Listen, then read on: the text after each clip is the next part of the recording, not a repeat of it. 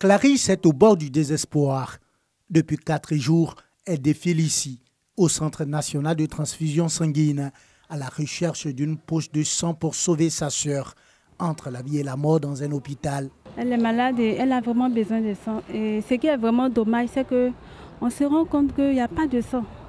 C'est vraiment un problème auquel toute la communauté ivoirienne doit vraiment faire face. Elle n'est pas la seule dans cette détresse. Je suis venu prendre du sang pour mon père qui doit subir une opération chirurgicale. J'ai laissé l'argent à la clinique, mais la clinique n'a pas pu avoir. L'opération devait se faire ce matin à 8 h, mais par manque de sang, on était obligé de reporter jusqu'à ce qu'on ait le sang. À l'intérieur de l'établissement, quelques donneurs de sang se laissent aller à ce geste qui sauve des vies. Un jour, j'ai eu à sauver moi-même mon fils. Il était anémie, il manquait du sang. Comme moi-même, j'étais déjà donneur. Ils m'ont fait un don et je suis allé lui sauver la vie. Ça fait plaisir, ça fait du bien. C'est intéressant de savoir qu'à travers mon sang, il y aura des gens qui pourront être sauvés. Un constat partagé, les populations n'ont pas la culture du don de sang. Je n'ai jamais donné mon sang. Franchement, je ne me suis jamais proposé à cela, mais je pense que c'est une bonne chose que chacun devrait faire s'il est dans les conditions de le faire. Je n'ai pas décidé un jour d'aller donner mon sang, mais je pense que c'est quelque chose qui est bon et que prochainement, je vais le faire. Sur près de 25 millions d'habitants que compte la Côte d'Ivoire, le Centre national de transfusion sanguine n'enregistre que 100 000 donneurs, parmi lesquels 50 000 donneurs réguliers. Donner son sang n'est pas seulement un geste qui sauve des vies, c'est également un acte qui oxygène l'organisme.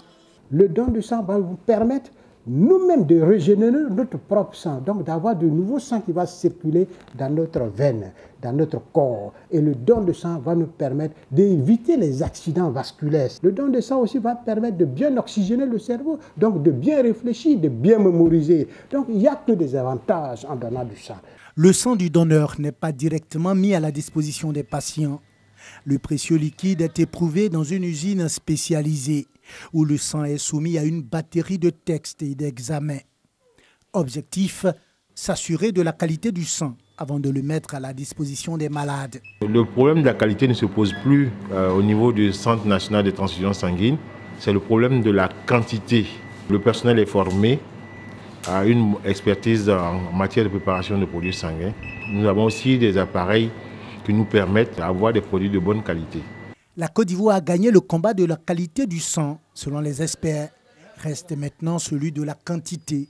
Ce qu'on peut demander aux Ivoiriens, c'est de faire du don de sang un credo, de faire du don de sang leur affaire.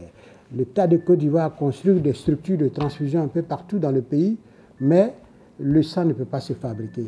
C'est eux qui peuvent venir, n'est-ce pas, aider les structures que l'État a mises à leur disposition. 27 structures existent sur l'étendue du territoire, proches des populations, prêtes à les recevoir pour le don de sang. 60 à 70% des poches de sang produites sont utilisées par les femmes et les enfants.